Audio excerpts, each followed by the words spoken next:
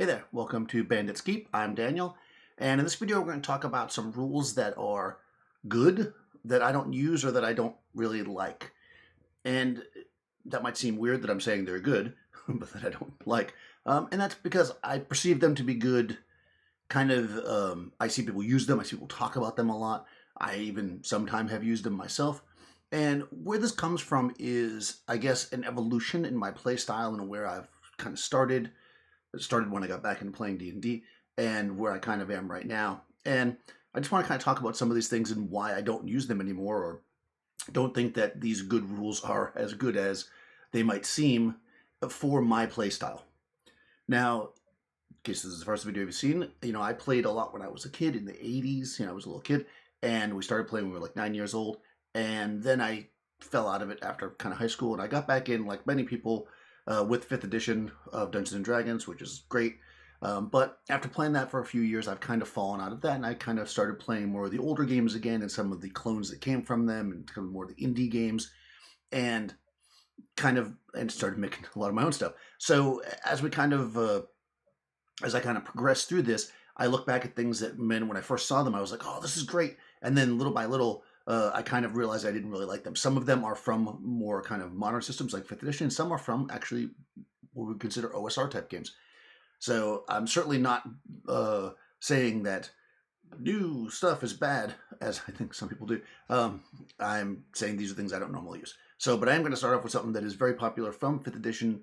I don't know if it originated there, but it's definitely one of the main mechanics that people use, or that's in the system, that I found it often gets, when people are like adding things to their OSR games. Let's say you're playing BXD&D and you're like, oh, but I want to I'm going to add this rule. And you're probably already saying it as you're watching this if you've been around any forums, and it is advantage and disadvantage. So if you don't know what that is, I'll just kind of quickly explain it. Essentially, in 5th edition of Dungeons and Dragons and other games that use the system, you are typically rolling a die to hit a target number or above. So let's say you're attacking an opponent, you're going to roll a 20-sided die, you're going to add your modifiers, and if it meets or beats that number, you succeed, right? That's a target number system. In these target number systems, there is sometimes something called advantage and disadvantage. And what that means is you roll multiple dice, typically 2, and you're going to, when you have advantage, you take the better number, the higher number usually, and if you have disadvantage, you take the lower number or the worst number, depending on how your system works out. So this is a mechanic that simplifies a lot of the math, and in theory makes the game go quicker, right? So when I first saw it, I thought, oh, this is great. Somebody's invisible and they're attacking somebody, they have advantage. Somebody is at higher ground, they have advantage. Somebody's prone, they have disadvantage. This whatever reason you would have to have it. It's a simple mechanic. You don't have to add any extra numbers. You don't have to figure out different numbers, and it just really works. And in 5th edition, anyways, as far as I remember, I haven't played in a couple years, any amount of advantage or disadvantage kind of cuts the other one out. So if there's 3 things that give you disadvantage, but 1 thing that gives you advantage, you just have nothing, which I think is part of the problem. But why don't I like it, or why don't I use this rule, which seems to be like a great rule? Well, I think it's a good rule in 5th edition because of the way the numbers are put together. Typically, most things have high modifiers, relative to, let's say, old school games, and ability scores and those kind of things are much more important. Like if you're looking at your average fighter, let's say, who's got a 16 strength, I'm going to try to do this math there, at least in 5th edition starting out, you're looking at something like a +5 to hit with the melee weapon, or if they have 15 dex or whatever, this is like kind of your average fighting. So you're already looking at a +5-ish bonus for most combat types. And if you're doing that thing that you're good at, and then you have advantage, you're basically giving yourself another anywhere from roughly +4 to +5, it adds up to be. So this is a swing, right? That is a lot, but it's kind of the average modifier. Whereas if you look at like a character in Basic Expert D&D, you're probably going to have, if you're a fighter, you might have a 15 strength, which means you might have a +1 or +2, and that's it. You don't have any other, there's no proficiency bonus. So now to give them an additional +4, +5, just because they have a slight advantage, doesn't seem like it makes sense, right? Or a -4 or 5, right?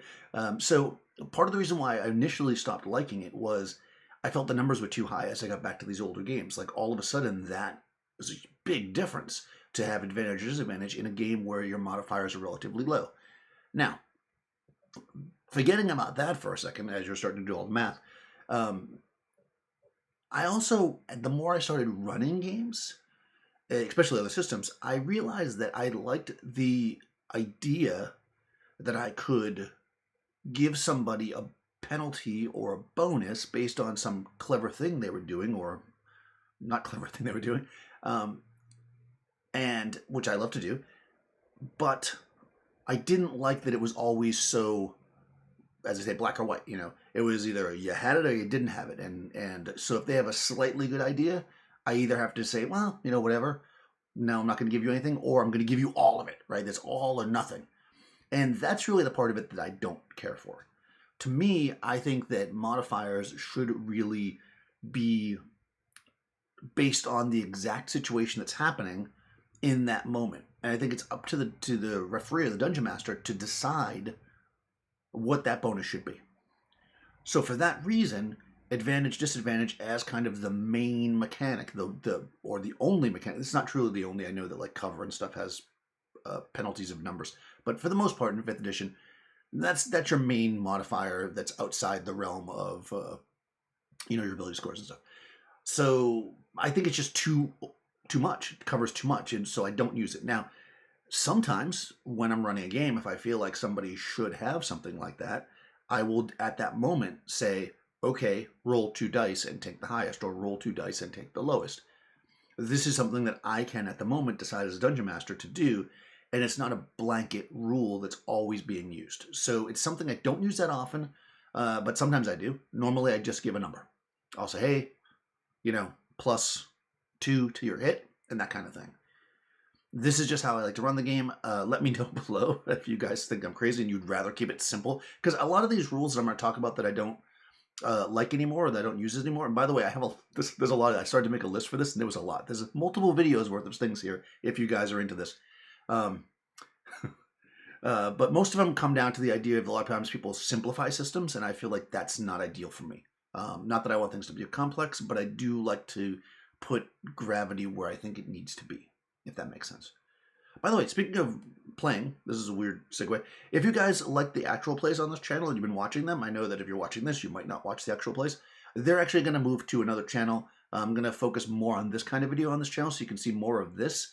That channel is Bandit's Keep Actual Play. I don't have the URL yet because you need 100 subscribers. So if you're interested in actual plays and you want to see some of the stuff in action, I'll put the link in the description. You guys can just subscribe to me over there if you would like. So yeah. Oh, and on top of that, also, I guess before I move to the next thing, is I've been building a Meg-Dungeon, so if you've been following that and all of a sudden you came here, I want to kind of catch up with my notes so I can organize that and put that available. So I know I've been asked a bunch of times. I'm going to set up like a Google Drive or maybe set up an account on Drive-Thru-RPG so that I can put some of the stuff we're working on so you guys can download it. So I am working on that. I just didn't want to get too far into the dungeon before I could actually make it available to you. So I'm going to make the next couple videos are probably going to be stuff like this, plus the stuff I want to say here. Anyways. Number 2, these aren't in any particular order, by the way. And actually, this one is something that's very common in OSR games. Probably, I think Simbarum uses this, but also the Black Hack is probably one of the more common games that people use this system, which is roll under your ability score as the main kind of tool to do everything, right? So you've got a character, you've got a bunch of ability scores, and you want to attack, you roll under an ability score. You want to defend, you roll under ability score. You want to pick a lock, you roll under ability score. You want to find out something is interesting, you roll under your ability score. And what I mean there, again, if you're new to this kind of stuff, most characters, when you generate them, have some kind of ability score ranking. If you're looking at kind of D&D adjacent things, they're generally from 3 to 18 is your starting place. You're going to roll a 20-sided die, and if that 20-sided die is below, usually it could be equal to, depending on how you roll it, your score, you do it. So let's say that I have a 12 dexterity, and I want to jump. I'm running from some bad guys, and there's a stone wall in front of me. I don't want to stop and take the time to like get over it gently. I'm going to like try to leap it as I'm running. So my dungeon master might say, okay, you're going to do that without losing any of your movement by jumping over it, but you're going to need to roll under your dexterity to do that. Now, this is this is pretty common, and actually, if you look back to my favorite version of D&D, as it would be BX D&D, Mulve Basic, they do mention this as an alternative, as a way to kind of figure stuff out if you don't know what to do. Maybe just have them roll under your ability. And I think it's a good mechanic, which is, again, why it's on this list. Where I don't think it's a good mechanic, where it falls out of favor for me, is that it's being used all the time. And the reason that I don't like it being used all the time is it creates a situation where, and you'll probably see a recurring theme in my stuff, that ability scores become the end-all, be-all of what you're doing. And just as a general overarching sweep of what Daniel likes, I tend to like your level or your proficiency, if you're using a skill-based system, to make more of a difference in most things than your actual physical attribute. Because just personally, I just like that kind of training. So I like the idea that a 5th level fighter is a better fighter than a 1st level fighter, no matter if that 1st level fighter has an 18 strength and the 5th level fighter has a 9 strength. I just feel like that 5th level fighter should always be a better fighter.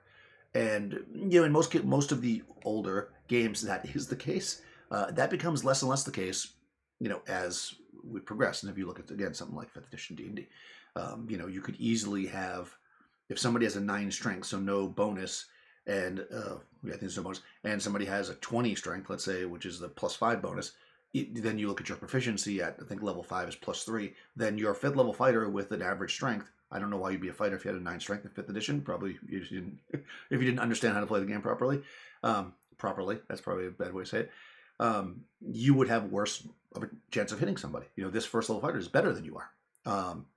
And I don't believe that's the case. And whether it's true to life or whatever, I just don't like it. So personally, it's not a thing. So I don't like games that rely too heavily on attribute scores being the end-all, be-all. And in games where that's the case, it starts to create this this system where you start to build characters more, which again is not something that I'm a huge fan of.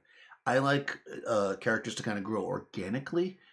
Personally, me as a dungeon master or a referee, I like to watch that happen and help the players sculpt their character as they grow and they have adventures, versus them being built in character creation. I just don't like that personally. It's not my style of play, so that's why it doesn't work for me. What it tends to lead to is, okay, I'm going to make a character that's going to be a fighter, so I'm always going to have a high strength as a fighter. Or I'm going to be a character that's uses a bow. I'm always going to have high dexterity. And I'm not saying that doesn't happen in other games as well, but it doesn't need to happen.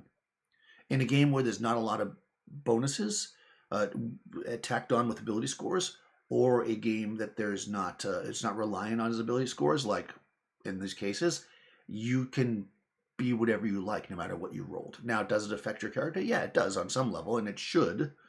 But it's not something that affects every single roll of the game, because when that happens, you can't fault people for building a character with the proper, I said earlier, you didn't know how to play, right? You'd be silly in 5th edition to build a fighter with a 9 strength. It wouldn't make any sense to do that. You would be a terrible fighter, and you're a fighter, so you should be good at fighting, right? So given the choice, you're going to put your higher scores in your strength or your dexterity, in 5th edition, because you can use that for your fighting. But you know what I'm saying. In the attack modifying ability. This is something that is part of system mastery. It's learning the game. It's how you should play. I'm not saying it's bad. I'm just saying, personally, I prefer that when the ability scores have less to do with situations, every situation, and they're more like they're useful sometimes. So 90% of the time you're playing, it's not an issue, but then you want to do something special, then I say, okay, well, I'm going to have you roll under your ability score for this, because that's just how I would handle it. And it's not something you do all the time. So, that being the case, and again, these are things that I used to like. I used to use it all the time, and actually probably if you watch maybe more of the actual plays that I'm doing now versus, let's say, a few years ago, I used to constantly be like, roll under your wisdom. And now I tend to do more like D6 rolls and kind of like interpret it based on what's going on. I might be like, well, you know what, you would probably be knowledgeable about this, so I'm going to give you this chance. And that's kind of how I do it now, because more and more I'm learning that I like every situation to be a little different. So there you go. Let me know what you like. I have a feeling people like that, especially if OSR type people are watching this. I know a lot of people who watch this play the older games. I bet you use roll under ability scores a lot. So I'm curious what people think about that. So going back to kind of a more modern thing that, again, people sometimes want to add to older games is the idea of cantrips or unlimited magical casting. Now, this the main argument for this that I see a lot of is, which if you watch my video on how to make magic users more magical, I talk a lot about this, a little bit about this, but the main argument is that, well, your fighter can strike every single round with his sword. Why can't my magic user just throw like a weak magic missile? It's only going to do D4. It's only going to do D2. Why can't they do that? That'll make them like a fighter. Well, my first thought process there is that, and again, I've made systems where magic users could do this. So these are, again, rules that I think are good, but that I don't like for my way of playing. And in my opinion, a magic user is not a fighter. You know, I mean, that's my basic answer to that, right? Your magic user is not a fighter. So they should not be spending the adventure trying to fight things. I like magic to be more rare and more powerful. And in my opinion, if you look back at comparable strengths of spells to, let's say, BXD&D versus, let's say, 5th edition, those are the two that I have the most experience with. That's why I keep going back and forth with that. You will find that spells in BX, while you have so many less of them, they are very powerful. Typically, a magic user throwing down a spell, except Magic Missile. Magic Missile is a terrible spell. I feel like I could make an entire video about why Magic Missile is bad, but maybe you know why it's bad. If you can't understand why Magic Missile is bad, let me know in the comments, and I will make a video about why Magic Missile is bad. But anyways, things like Sleep, Charm Person, these spells are devastating spells in BX to almost all creatures. So you get your magic user, you know, if you play them up with those spells, and again, it does create this like samey thing, which I don't like, but those spells kick butt. So they do not need to cast spells every round, because that one time during that session where the party is completely surrounded by, you know, hobgoblins, and they're going to get taken down, and the magic user just goes, I cast Sleep, and the entire group of hobgoblins falls. That's their moment. Their moment is not every single round throwing a D2 magic missile. To me, that's not magic user to me. I mean, that's just my way of playing. But forget about that. Let's say you like a high magic world and you like constantly casting. There's more to it than that. You know, I ran, and I've said this before, I ran a 3-year campaign in 5th edition, and I learned to hate cantrips in that time. Because one of the things that I think is fun to challenge the players is to remove their stuff and let them struggle a little bit to get it back. Like, you have a guard take away the fighter's sword, or they have to go to a party of a noble and they can't bring weapons, right? So now they've got to be creative in other ways to do things. The thief can't bring their thieves' tools in, so they can't just pick the locks, right? They've got to figure out another way, maybe climbing up the side of the building that they can do without their thieves' tools. Removing those things. Cantrips put you in a position where you can never remove them, right? If you put at one point in my my game, a sorcerer and one was a sorcerer and the other one was a wizard, got arrested, and it was just stupid. It was like, there they are. They can just re-get their spells every single day, and they just automatically get back the spell points, which is another reason why I don't like spell points. They just get the spells back. They don't need to have their books to get them back. As long as they're in their minds, they can cast cantrips all day long. How do we keep them in a prison? So now, in order to keep magic users imprisoned, you need to have these like crazy high-level magic people keeping them in check. I mean, as it worked out where they were, I had a way that I did it, but you know, in a sense, I mostly did it through psychological warfare, because if the players are watching this, you probably could have easily got out. But anyways, it required, right? And you see people talk about, well, you know, the prisoners would just have silent spells and they'd have the anti-magic. That requires a lot of magic. You are establishing a setting with massive amounts of magic in that situation. And if you're okay with that every village or every medium-sized town will have this stuff, then that's okay. But that's not how I like to do D&D, because then we end up with this crazy thing where every single person you encounter is going to be a leveled character, or else the PCs just walk over everyone. So to create challenge for them, you have to put them in a situation where they just don't have unlimited magic when they're a magic user. They have a certain amount of magic that they can use.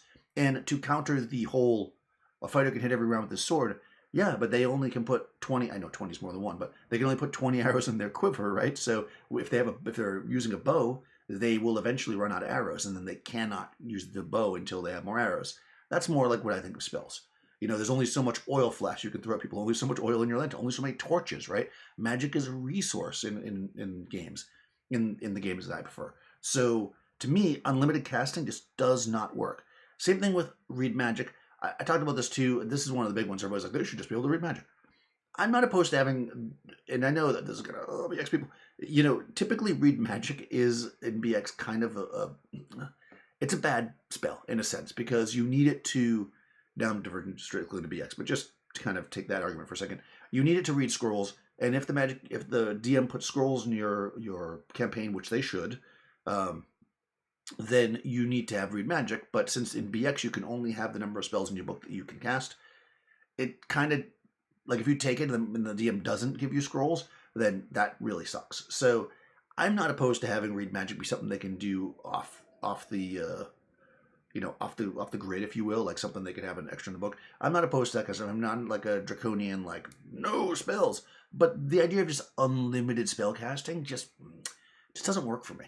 You know, I feel like it really changes the world in a way that I don't like it. So what do you guys think about cantrips? Do you have a way to kind of counteract what I'm talking about? Maybe I just didn't think of, or do you just not care? It doesn't matter. You know, they can cast as many flaming hands as they want, but if they do, then the higher level mage is going to knock them out or whatever. I mean, I don't know. Let me know what you think. Okay, so I think we're on number 3 now. Well, we're cranking here. Number 3. All right. I'm gonna try to do like 4 or 5 of these, and then we'll probably end it because it's getting. All right. This is another kind of OSRE old school one that I think also is used in the Black Hack. I must have been thinking about Black Hack. Damage by class. Again, it's another one that people bring up a lot. Now, I've gone before I was making videos like this, unfortunately, because I probably would have seen a crazy roller coaster. I've gone through a lot of different systems of damage. Initially, I was like, damage by weapon type, because again, I came back in 5th edition, where obviously it's damage by weapon type. Excuse me.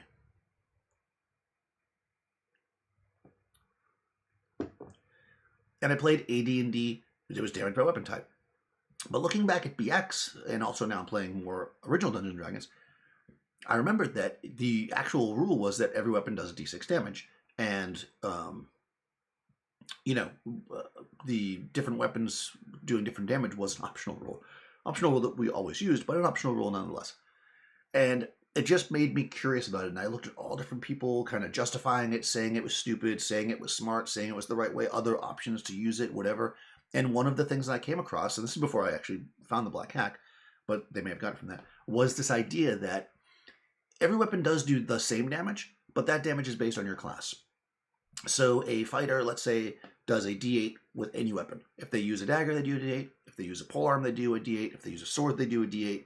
Because the idea is that it is their skill with the weapon that is allowing them to do more damage. Excuse me.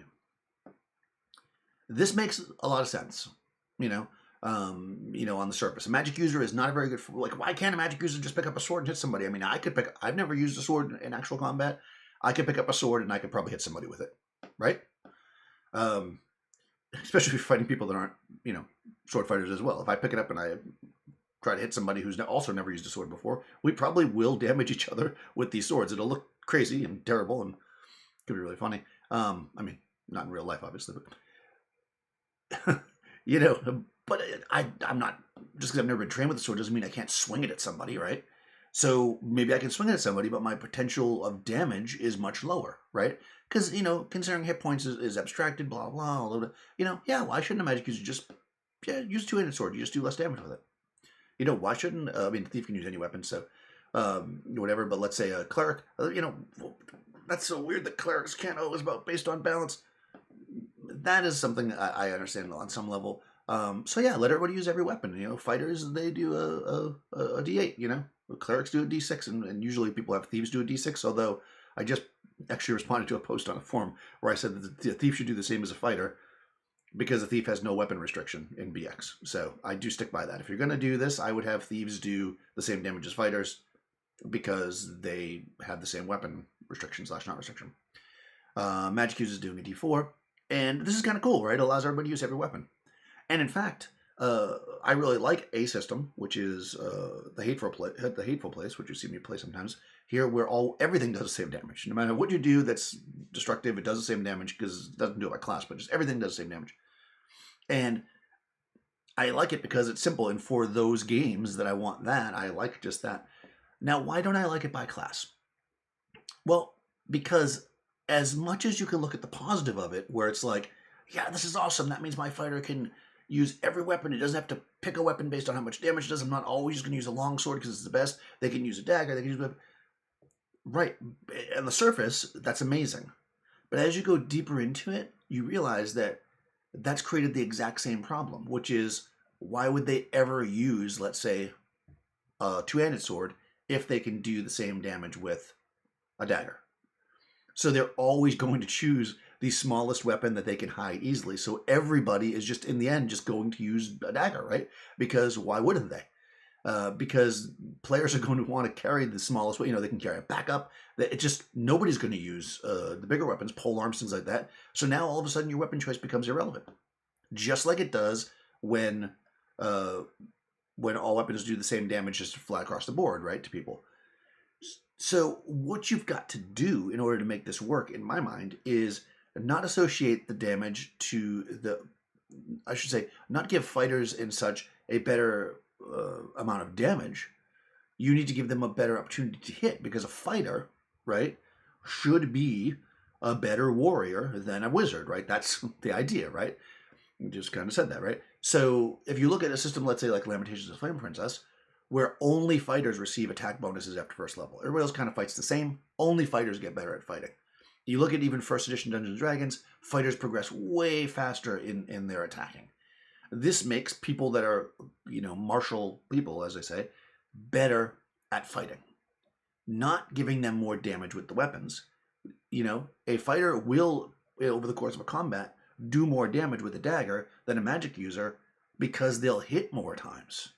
This, to me, is a much better system than all weapons are based on class. So that's why I don't like it. I think, it's a good Band-Aid, and I do think that it can be fun. I mean, I'm not saying all these rules I have used. All these rules at one point in my D&D career I have liked. Now I tend towards the idea that fighters and the like should just be able to hit more often.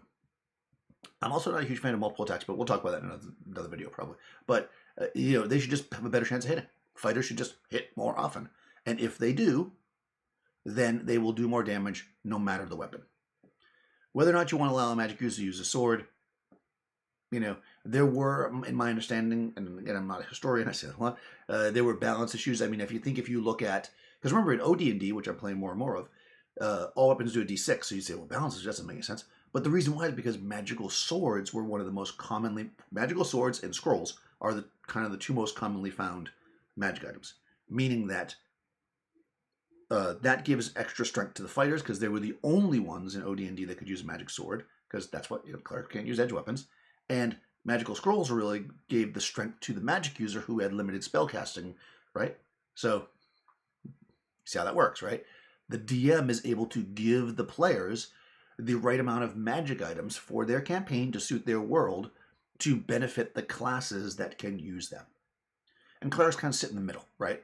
And they're a good class either way, right? They're a good class. I find a cleric to be a good, modern class, if you will, because they're the kind of class that they don't really need much from the DM. I mean, ultimately, if you're playing, an older game where things can only be hit by magical weapons, then obviously, eventually, the cleric is going to need a magic weapon. But in most cases, the cleric can turn undead, they can cast spells, they can use any armor, they use a decent amount of weapons, so clerics are pretty self-sufficient. That's a whole other thing. But anyways, my point here is that making the weapon damage by class just doesn't do it for me, because that doesn't really make sense. To me, the weapon damage should be based on the weapon, and the classes should be modified to be able to hit better or worse based on their perceived combat prowess, right? And I think I'm going to do one more because I'm on a roll here, and we're almost half an hour into this. Okay, this one's probably going to be pretty quick. And this might also be somewhat controversial. I don't know. Individual initiatives. I am not a fan of individual initiative. I like group initiative. Now, the reason for this, really, the most simple reason is that I find it to be slower. I find that even though I find that it feels slower. I don't know if it actually is slower, but I find that it feels slower, and it also feels, and God, I hate to say less real because that's going to get me comment, I'm sure. But so let me explain what I like. Maybe that'll explain better. I like side initiative, and with the caveat that I like side initiative, and I like side initiative where either the order is always set. Like when I was running for the edition, we sat around a table, and I would do side initiative. And what I would do is I would have whoever rolled the initiative, it would then go from them. It would go around the table until it got back to them, always in the same direction. If somebody really wanted to do something out of order, we would kind of discuss it. But generally speaking, that's how it went. So you had some kind of an idea of what order you'd go in, but it was always that order. It was fast. I didn't have to remember. It was always like, you're next, you're next, you're next. Everybody always knew it was the person next to them, right? Sometimes I would go reverse, and I would say that up front. I'd be like, okay, we're going to go reverse this time, right? I think Professor Dungeon Master does the same thing around the table, right? So I thought that worked pretty well. But what I like even better, and it does require a little bit more on the DM side, and you'll notice if you watch my actual plays that I do it. I like the BX system, and I also like Astonishing Swordsman and Sorcerer's Hyboria, where as before combat starts, everybody states their action. If they want to change their action, they will end up being delayed in the initiative, essentially. So what this means, I mean, you can run this a lot of different ways. So you can just say, no, it happens, whatever. But what this means is, and I'm loose with it. I know some people are really hardcore, like, tell me which exact orc you're attacking. You just say I'm meleeing the orcs. It's fine. What this does, though, is it sets up everybody with an idea of what everybody's doing. You can see that, Bruno is running forward with his sword, and the ranger has their bow out, and you can see the magic user start to make a spell, but you don't know exactly what they're doing, right? You just know that that's what they're doing. They start to do their thing, then initiative is rolled. And this is important because you've made your choice before you roll initiative, and it might matter. If you say I'm going to use a bow and shoot the orcs, before they get to me, and your side loses initiative, I might just be like, well, you don't get to shoot them before they get to you because they want initiative, right? So they might charge up on you. Now you can't use your bow, right? So it's risky, right? You have to decide. You have to make a little bit of an idea. And also you can't immediately look at the player before you to decide what you want to do, which means that people have already decided what they're doing. So what happens is you have this moment where everybody thinks about, I might want to, and then there is that pause. But then when initiative is rolled and then we start going into the combat, it's like, okay, melee, you're doing melee, you're doing melee, you're doing missile. And the fight goes really fast. Player 3 can't be like, oh, hold on, what did that first person do? They did that. All right, let me change. I'm going to do a spell now.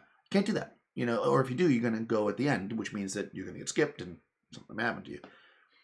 This to me creates much more, what feels like a more simultaneous combat. It's not exactly the same, but it really kind of comes in and feels more kind of like smash.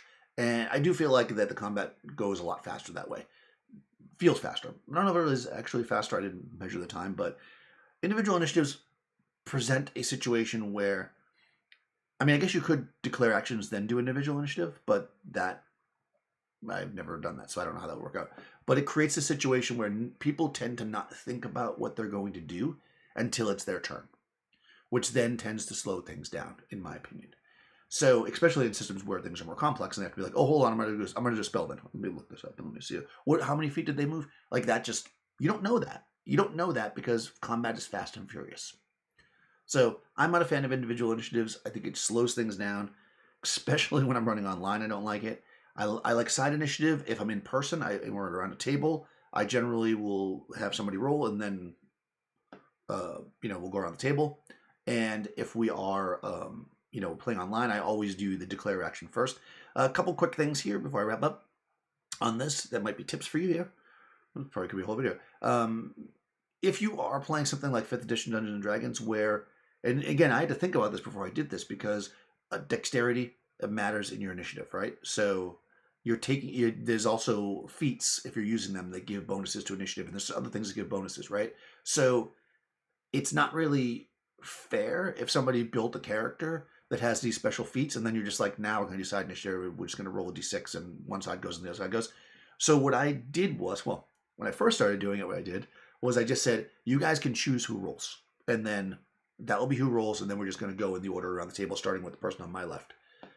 But of course, they always chose the person with the best initiative, which was fine. At that point, I thought kind of like, well, maybe that's not fair. So let's try it another way. And everybody seemed to like it better this way, anyways, because it gave people more. I mean, fair, like the same person was just always rolling, and like nobody else ever got to roll initiative. So what I started doing was I just went around each combat, a different person would roll. So everybody got the, if it got on the player that had the character with the really bad initiative, well, that combat, the team just wasn't working in stride. If it was on the character with the really good initiative, that combat they were working really fast. So this is just how I did it. I think that works really well. If you're doing something like a 5th edition game where there's ability scores that affect it, if it's something like BX or Astonishing Swordsman, it doesn't affect group initiative. So straight D6, easy. Now I will say there is one game that I'm running that uses individual initiative that I've been okay with, and that is Coriolis. And I think the reason why I'm okay with it is because combat is much more rare, and also because of the way the system's set up, you can actually move your rank in initiative. Everybody just rolls a straight D6, but you can like move your rank around in initiative and stuff. So there's some interesting play there, which I think is kind of cool. So we've been running that, but I don't know. I mean, I could probably just do side initiative. It wouldn't really matter to me there. I definitely prefer it more. So what stuff, guys, do you... Anything I said here that you disagree with or agree with, obviously, put a comment below. But are there other things that like you thought were good before and you didn't, now you don't like? Or the other thing, when you first saw the rule, you were like, oh, no, it's terrible. And then as you started using it, you were like, oh, actually, this is really cool. Let me know. And again, like I said, I have a list. There's about 7 more things that I just kind of wrote down when I was just making a quick list here. So if you're interested in this kind of video, I will do another one like this as a follow-up. Let me know. Go ahead, subscribe if you haven't already. Ring the bell, all that stuff so you get notifications. And I'll see you next time.